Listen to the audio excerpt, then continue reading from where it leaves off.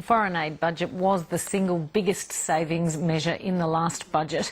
Even if it escapes cuts this time around, plenty of other sectors believe they are in the firing line, like the 70 mental health groups who wrote to Tony Abbott warning of a crisis if they lose funding. The biggest fear is that people who are vulnerable, people who experience mental illness, people who need support sometimes on a day-to-day basis, will have their services disrupted. So how concerned should the rest of us be? Has the government reeled up the fire hose, or is the welfare bill still burning up the budget? Joining me now from Canberra are the Assistant Treasurer Josh Frydenberg and Shadow Assistant Treasurer Andrew Leigh. Gentlemen, welcome. Nice to be with you, Emma. Good to be here. Hi, Andrew.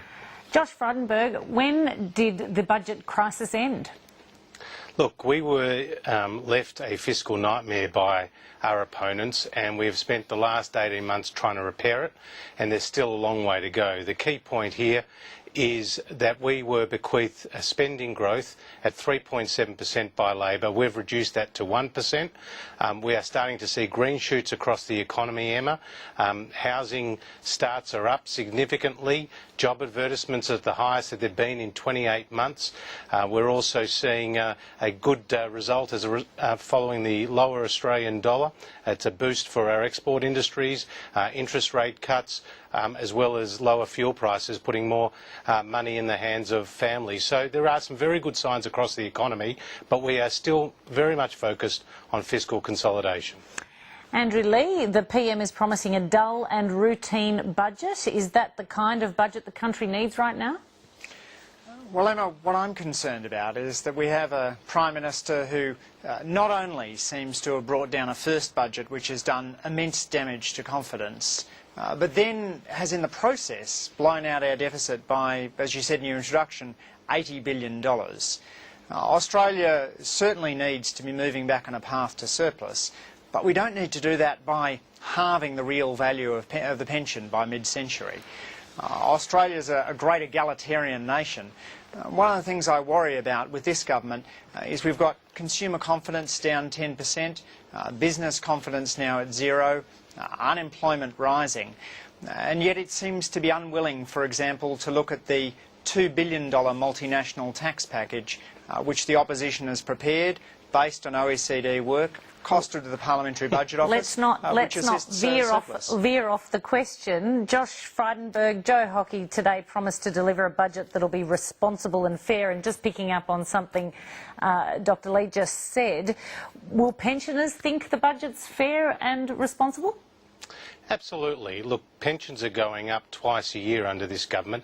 In fact, they've gone up $51 a fortnight for individuals and $78 a fortnight for couples. We also kept the compensation package despite abolishing the carbon tax. And if you were to take the male total average weekly earnings as opposed to CPI, where we want to move the pension to, in fact, pensioners will be $20 a fortnight worse off right now. So, you know, I think we have got the balance right on pensions. They are going up under us, and Labor's running a scare campaign on this. But can you understand, Josh Frydenberg, how people might be scratching their heads over the Prime Minister's about-face on debt? If at 13% of GDP it was a debt disaster and a budget emergency, how can Mr Abbott now tell us debt of 50 or 60% would be, quote, pretty good?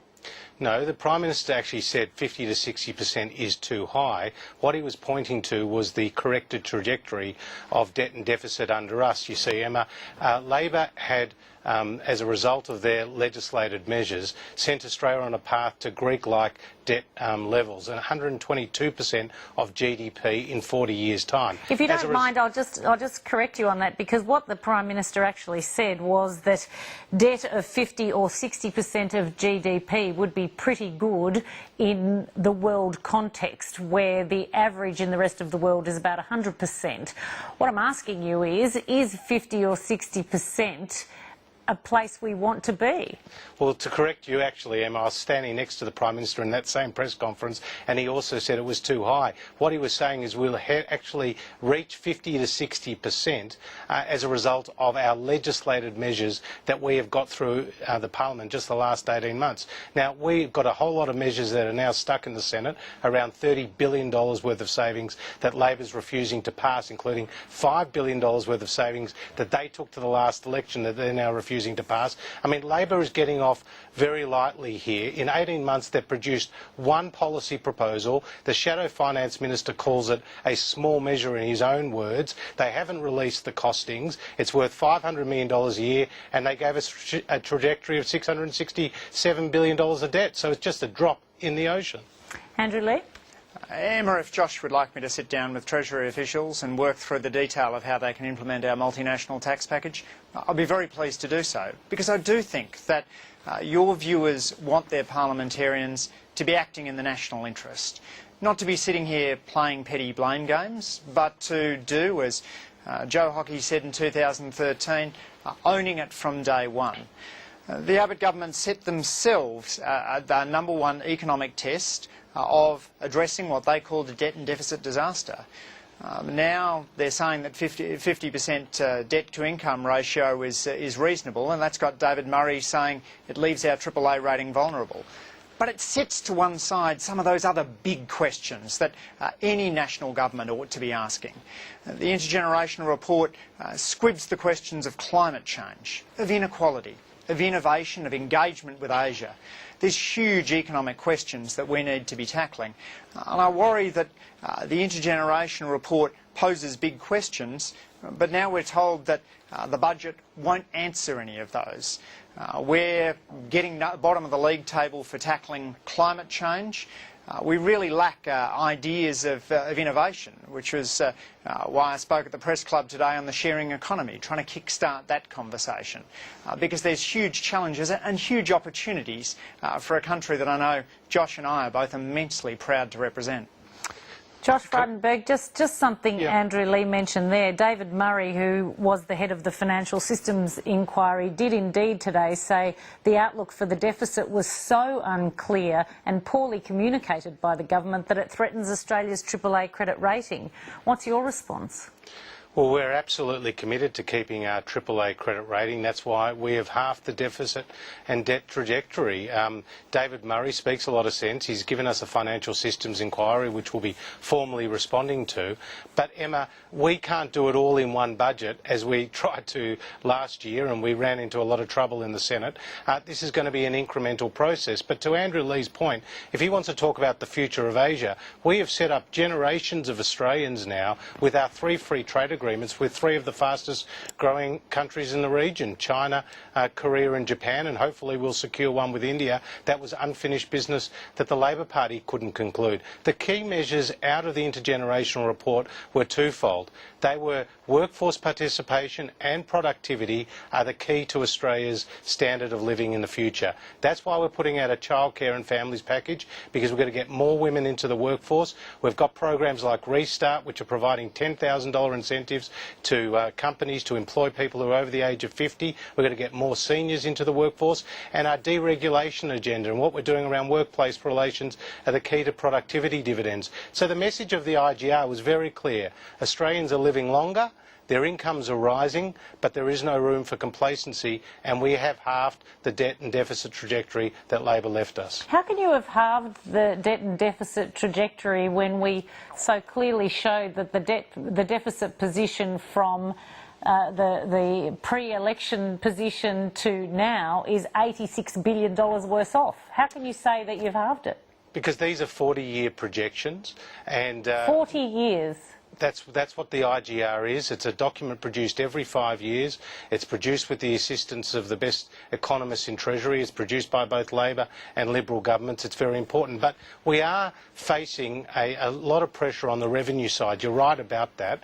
We had to write down our revenue by $32 billion, Emma, at the end of last year in the mid-year economic and fiscal outlook. To put it in perspective for your listeners, when Joe Hockey delivered last year's budget, iron ore was $120. $50. When we produced the MyEFO at the end of last year, it was $60. Now today it's $50 a tonne. 1/3 of our exports, of all of Australia's exports, are iron ore. So you have a $10 fall in the price of iron ore per tonne. That's worth $10 billion worth of revenue to our budget.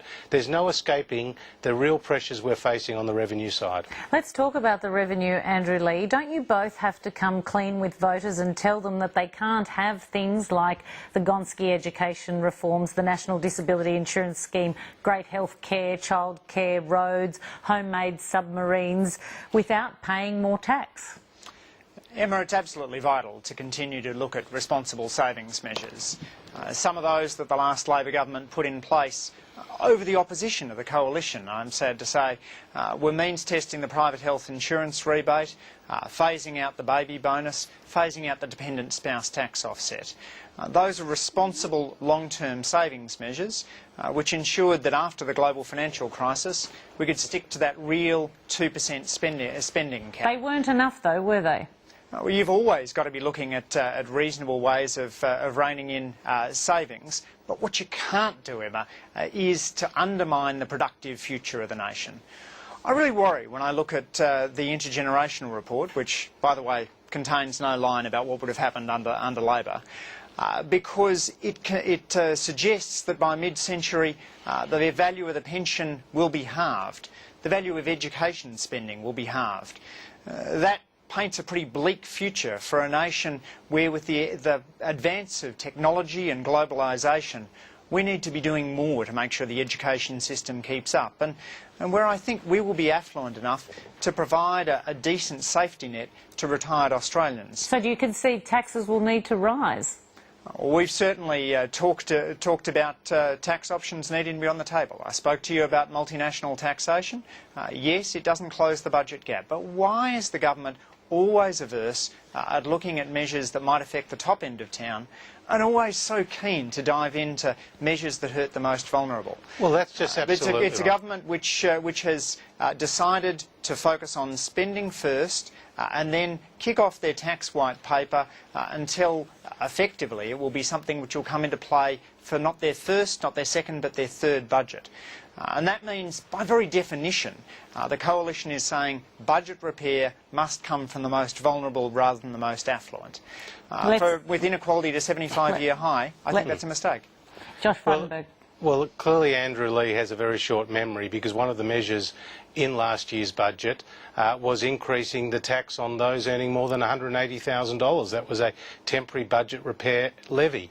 You can't tax your way to prosperity. We live in a world economy where capital is mobile, where business is not sentimental. If we don't have competitive company tax rates and income tax rates, then we will lose the best minds to countries in our region and the best companies that can produce the jobs. What about the GST, Josh Frydenberg? Ken Henry, who did the last tax review, says raising or broadening the GST should be among the government's top priorities. And what is interesting about that is that the Labor Party excluded the GST from Ken Henry's report. And you've excluded it too, haven't you? No, we certainly haven't excluded it from our report. In fact, next Monday the Treasurer will be releasing the report, which will have some very interesting information on the GST for everyone to see. But you've said you won't touch the GST, certainly not in this term. Well, the real challenge with the GST is that you need the agreements of all the states, and the Labor Party, we know, will just put politics ahead of policy. And the point that you made before about Australia not being able to afford all the gold-plated schemes that Labor is coming up with, the reality is they said it was all going to be funded out of a mining tax, which was going to produce $26.5 billion. It ended up producing just over $300 million of revenue, but they didn't cut the measures that were contained with the mining tax legislation. That's the biggest problem. They weren't being responsible. We are. Andrew Leigh, a quick final word. Emma, if I go to Charnwood Dunlop School, one of the most vulnerable schools in my electorate, I can see firsthand the impact that a literacy and numeracy coach is having there on improving the educational quality in that school. That's not a gold-plated scheme. It wasn't funded out of a mining tax. It's an essential investment in a country which wants the best for its young people. We need to be ensuring we can keep those literacy and numeracy coaches funded by the Gonski reforms and not having a government which at the same time as it raises super taxes on those earning less than $37,000 cuts them on people with more than $2 million in their super accounts. That's not in accord with the great egalitarian Australia that I know and love. Many thanks to you both, Andrew, Leigh, Josh Frydenberg. Thanks, Josh. Thanks, Emma. Thanks, Emma.